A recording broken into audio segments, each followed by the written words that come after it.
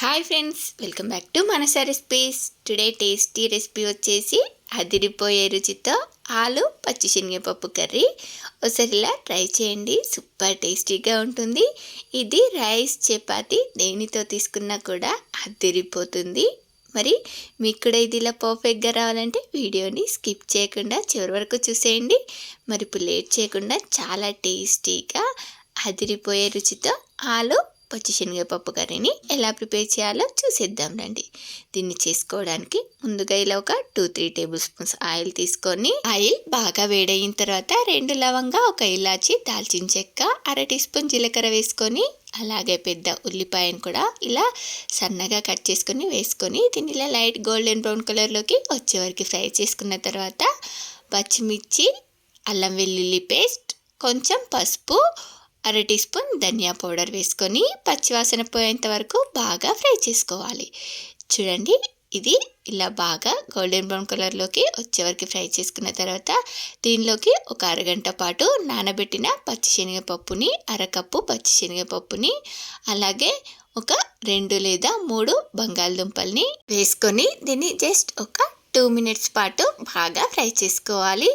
చూడండి, దీనిలో ఒక 2 మినిట్స్ పాటు ఫ్రై చేసుకున్న తర్వాత ఇప్పుడు దీనిలోకి మీకు టేస్ట్కి సరిపడా సాల్ట్ని యాడ్ చేసుకోండి. నేను ఇక్కడ ఒక 2 స్పూన్స్ సాల్ట్, అలాగే 1.5 టీ స్పూన్ కారంని వేసుకుంటున్నాను. ఇలా మీకు సరిపడా ఉప్పు కారం వేసుకొని దీన్ని కారం వాసన పోయేంత వరకు అంటే ఒక 2 మినిట్స్ పాటు ఫ్రై చేసుకున్న తర్వాత ఇలా 2 మినిట్స్ ఫ్రై చేసుకున్న తర్వాత దీనిలోకి ఒక 1.5 గ్లాస్ వాటర్ని యాడ్ చేసుకొని ఒకసారి అంతా బాగా కలిసేలాగా మిక్స్ చేసుకొని దీనిలో టేస్ట్ చూసి ఉప్పు కారంని అడ్జస్ట్ చేసుకొని దీన్ని మూత పెట్టి ఒక 3 to 4 విజిల్స్ వచ్చేంత వరకు ఉడికించుకోండి. చూడండి, నేను ఇక్కడ ఒక 4 విజిల్స్ వచ్చేంత వరకు ఉడికించుకున్న తర్వాత ఇప్పుడు మూత తీసి దీన్ని మళ్ళీ స్టవ్ ఆన్ చేసి ఒక 5 to 6 మినిట్స్ పాటు ఇలా బాగా ఉడికించుకోవాలి. ఇలా ఉడికించుకోవడం వల్ల మనకు ఇది మంచి గ్రేవీలా ఇలా చిక్కబడిపోతుంది. చూసారు కదా, ఇప్పుడు దీనిలోకి ఒక గుప్పెడంతా కొత్తిమీరకు వేసుకుంటే సరే.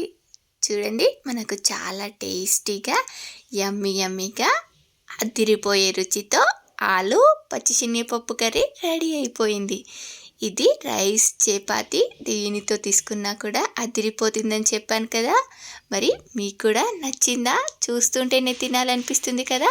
అయితే మీరు కూడా ఒకసారి ఇలా తప్పకుండా ట్రై చేయండి. ట్రై చేసి ఎలా వచ్చిందో కామెంట్ బాక్స్లో నాతో షేర్ చేసుకోండి. అలాగే మీకు ఈ రెసిపీ కనుక నచ్చినట్లయితే ఒక లైక్ చేసి మీ ఫ్రెండ్స్ అండ్ రిలేటివ్స్కి షేర్ చేయండి. మరిన్ని టేస్టీ అండ్ హెల్దీ రెసిపీస్ కోసం మనసా రెసిపీస్ ఛానల్ని సబ్స్క్రైబ్ చేసి దాని పక్కనే ఉన్న బెల్ సింబల్ని క్లిక్ చేయండి. Thank you for watching my video.